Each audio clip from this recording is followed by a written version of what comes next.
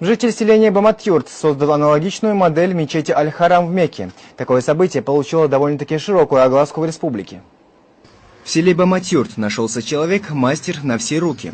Он своими руками сделал макет священной Каабы и окружающей ее пристройки.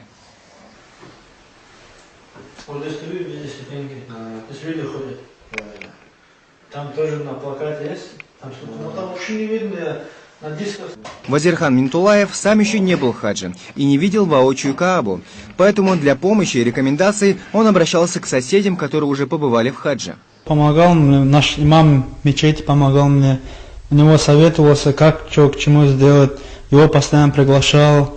Кто в хадже был, их большинство я приглашал, чтобы помогали, как технология состоит, сколько этажей там. На большинство я на плакат смотрел, их сделал. Там, что к чему не знаю, тоже не видно. Ну что, большинство с Исраилом помогало мне.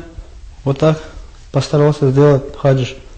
Как признается автор данной конструкции, на создание мечети ушло 3 зимних сезона. Довольно-таки немалый срок. И это при том, что он не имеет достаточной подготовки инженера.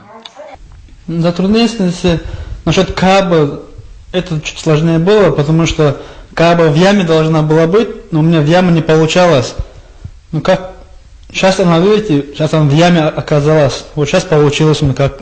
Первая у меня постройка была неправильная, и мама тоже позвал, постарались тоже яму построить.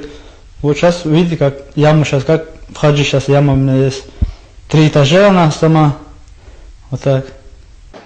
Макет очень красивый, особенно при освещении создает атмосферу хаджа. По словам Вазирхана Минтулаева, идея создания Каабы возникла после строительства центральной мечети в Грозном. Сама же конструкция весит 2,5 тонны. Довольно-таки кропотливый труд, признается автор. В перспективе планирует создать аналогичную модель центральной мечети в Грозном.